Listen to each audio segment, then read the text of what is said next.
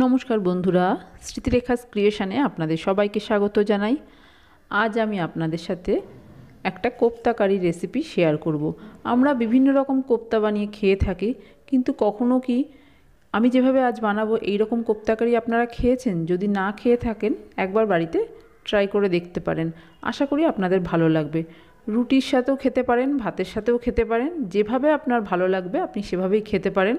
আসুন তাহলে দেখে নেওয়া যাক আমার আজকের এই কোপ্তার রেসিপি। কোপ্তা বানানোর জন্য এখানে দেখুন আমি মূলো শাক কেটে নিয়েছি। খুব বেশি কিন্তু ছোট ছোট করে কাটিনি, একটু বড় করে কেটেছি। কচি মূলো শাক যেটা হয় সেই মূলো শাক নিয়েছি, আর ডাঁটিগুলো ফেলে দিয়েছি, ধুয়ে জল ঝরিয়ে নিয়েছি। এবার একটা বড় পাত্রের মধ্যে নিয়ে তার মধ্যে দিয়ে দিলাম হাফ চামচ লবণ।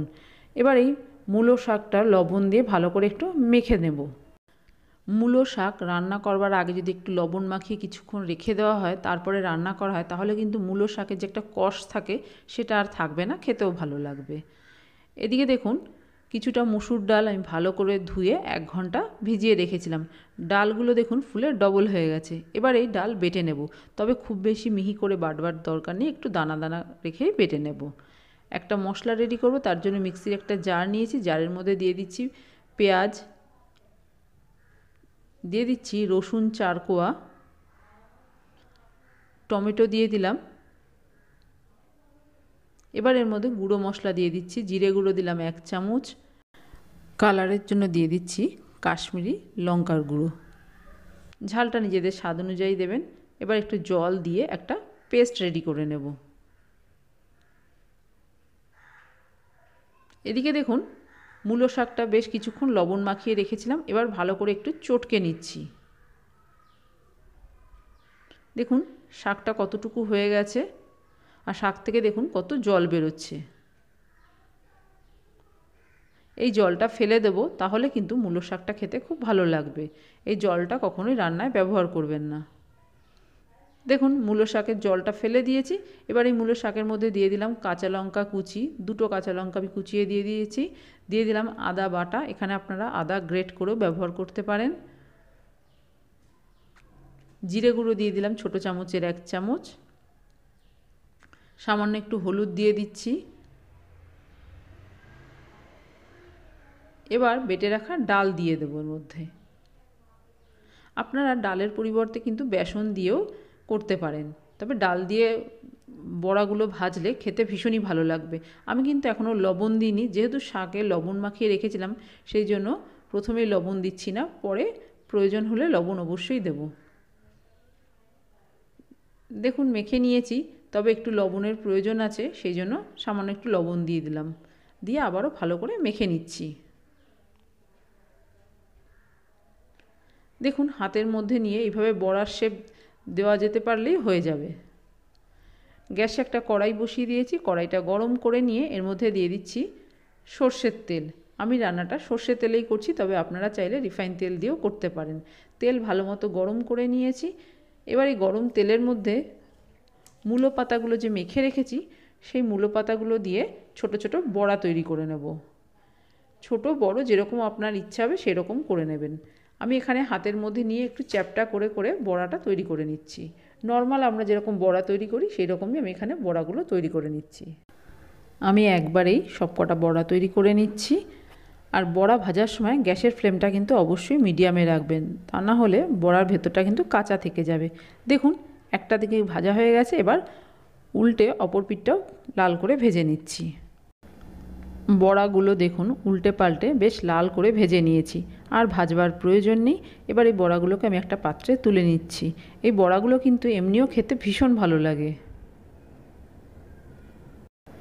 সব বড়া তুলে নিয়েছি। এবার এই তেলের মধ্যেই বাকি রান্নাটা করে নেব। তেলের মধ্যে ফোড়ন দিয়ে দিলাম একটা শুকনো লঙ্কা, একটা তেজপাতা, আর দিয়ে দিচ্ছি হাফ চামচ গোটা জিরে। ফোড়নটা একটু ভেজে নেওয়ার পর তেলের উপরে দিয়ে দিচ্ছি আদা বাটা। এই সময় গ্যাসের ফ্লেমটা একদম লোতে করে দিয়েছি। আদা বাটা দিয়ে একটু নেড়ে চেড়ে নেব। দেখুন আদা বাটা দিয়ে কিছুক্ষণ একটু নেড়ে চেড়ে নিয়েছি। এবার এর মধ্যে দিয়ে দেব কাঁচা লঙ্কা বাটা। ঝালটা নিজেদের স্বাদ অনুযায়ী দেবেন, আর এখানে আপনারা কাঁচা লঙ্কার পরিবর্তে কিন্তু লঙ্কার গুঁড়ো দিয়েও রান্নাটা করতে পারেন। কাঁচা লঙ্কা দিয়েও কিছুক্ষণ নেড়ে চেড়ে নিয়েছি। এবার এর মধ্যে দিয়ে দিচ্ছি বেটে রাখা মশলা। গ্যাসের ফ্লেমটা মিডিয়ামে রেখে এবার মশলাটাকে বেশ কিছুক্ষণ সময় নিয়ে ভালো করে কষিয়ে নিতে হবে। দিয়ে দিলাম পরিমাণ মতো হলুদ, আর দিয়ে দিচ্ছি স্বাদ অনুযায়ী লবণ। এবার এই সব কিছু দিয়ে মশলাটাকে খুব ভালো করে কষিয়ে নিতে হবে। সব কিছু ভালো করে নেড়ে চেড়ে মিশিয়ে দিয়েছি। দিয়ে দেব মিক্সির জারটা ধুয়ে একটু জল, আবার একটু ভালো করে নেড়ে চেড়ে দেব। এবার কড়াইটা ঢাকা দিয়ে কিছুক্ষণ মশলাটা কষিয়ে নেব। দেখুন বেশ কিছুক্ষণ ঢাকা দিয়ে মশলা কষিয়ে নিয়েছি। মশলা থেকে কিন্তু তেল সেপারেট হতে শুরু করেছে। মশলা খুব ভালো মতো কষানো হয়ে গেছে। ঢাকনাটা খুলে আবারও একটু নেড়ে চেড়ে দিচ্ছি।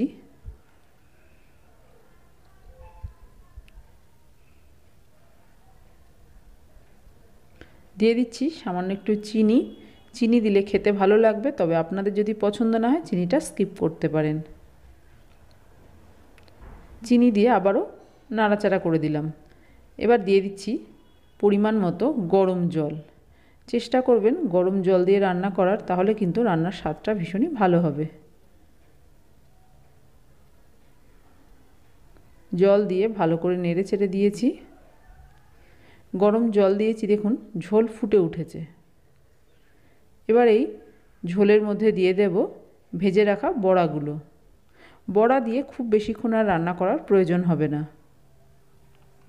এখানে যেহেতু কিছুই সেদ্ধ হওয়ার নেই, সেই জন্য খুব চটপট কিন্তু রান্নাটা হয়ে যাবে। ঢাকা দিয়ে দেব কিছুক্ষণের জন্য।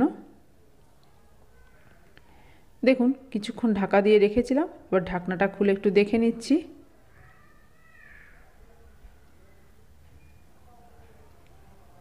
দিয়ে দিচ্ছি সবশেষে একটু গরম মশলা গুঁড়ো। খুব বেশি আর নাড়াচাড়া করলাম না, তাহলে কিন্তু বড়াগুলো ভেঙে যেতে পারে। তাই খুব সাবধানে একটু নেড়ে চেড়ে দিলাম গরম মশলা দেওয়ার পর। একটু ঝোল অবস্থাতেই নামিয়ে নেব, কেননা বড়া কিন্তু অনেকটাই ঝোল টেনে নেবে। এবার গ্যাসের ফ্লেমটা অফ করে কড়াইটা ঢাকা দিয়ে কিছুক্ষণ এইভাবে স্ট্যান্ডিং টাইমে রেখে দেব। তৈরি হয়ে গেছে আমার আজকের মূলো পাতার কোপ্তা কারি। খুব সহজ, একটু নতুনত্ব। আমরা এরকম কোপ্তা খুব কমই খাই, সেই জন্যই বললাম, কিন্তু খেতে ভীষণ ভালো লাগে। আমার আজকের এই কোপ্তার রেসিপি আপনাদের কেমন লাগলো বাড়িতে করে দেখবেন। ভালো লাগলে একটা লাইক শেয়ার কমেন্ট করবেন। আর আপনি যদি আমার চ্যানেলে নতুন বন্ধু হয়ে থাকেন, তাহলে আপনার কাছে একটাই অনুরোধ, আমার চ্যানেলটা সাবস্ক্রাইব করে আমার পাশে থাকার। আপনারা সবাই খুব ভালো থাকবেন। আপনাদের সাথে আমার আবার দেখা হবে অন্য কোনো নতুন ভিডিওতে, নতুন কোনো রেসিপির সাথে।